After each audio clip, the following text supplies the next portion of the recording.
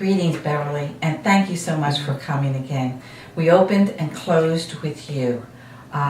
We had one session that you had a terrible accident, but you came back the following 2 or 3 days, and this is the accident I know, so we're very happy. One of the things, Beverly, you've been working with us for many years in the health ministry program, and primarily you've opened it up about why stress and depression can trigger chronic disease.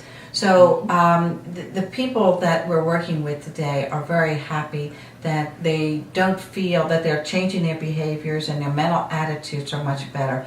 Can you talk to us about some of the things that you talk to them about? Yes, I'd love to, Maria. It's always exciting to be a part of the health ministry.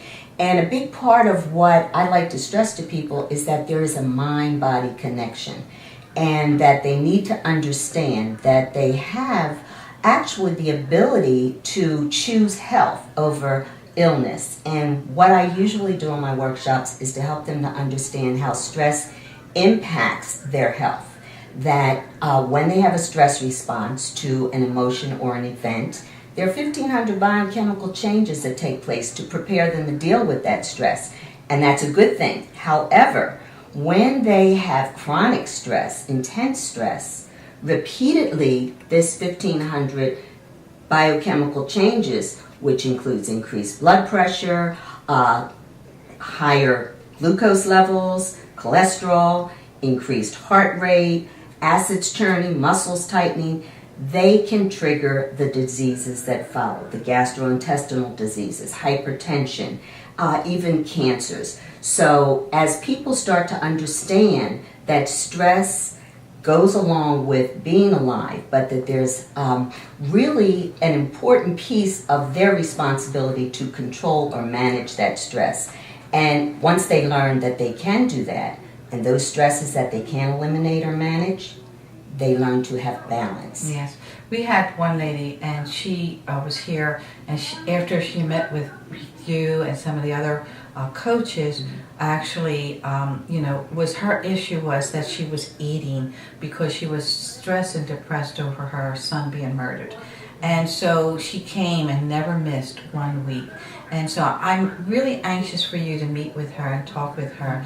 But I think that your message really resonated with her, and that's one of the reasons why she stayed. Yes.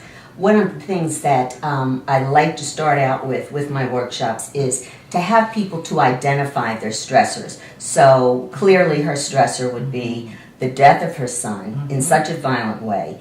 And she will continue to experience those stress responses every time she thinks about it or relives the incident. So that in turn increases her blood pressure, stomach acids, and all the other things that follow. So again, some things we can't control. Grieving and mourning is a natural process and an important part of healing. However, that's where the balance comes in. We have to maintain a balance. For those things that we can control, we must have rest, relaxation, refreshing. We have to have joy and pleasure. So if you can start to do that balance, then you find that the body will react in kind. I think one of the things that we're finding is that we bring coaches to our health ministry, which is really important. Why is it our community doesn't reach out to get any more help from coaches, counselors, and just think that they can just deal with it on their own through whatever prayer they may have? Because, I mean, this is both body, mind, and spirit. Exactly. Well, I like to quote Oprah, "When you know better, you do better." And I think that's why this is such an important piece of community enrichment and empowerment and the connection. Once people understand how they can be helped, then they seek it out. They're open to it. So I think that the health ministries is a major part of just enlightening the community and giving them an opportunity to learn in a way that's comfortable for them and in an environment that's familiar and warm and welcoming, which is the faith ministries. That's right.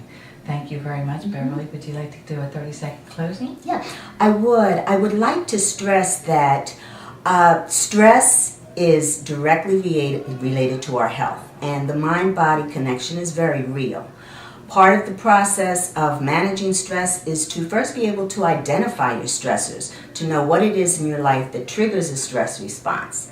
Then to learn to recognize the manifestations. And that simply means what your body is telling you in what ways. Do you get a headache? Do you have heartburn?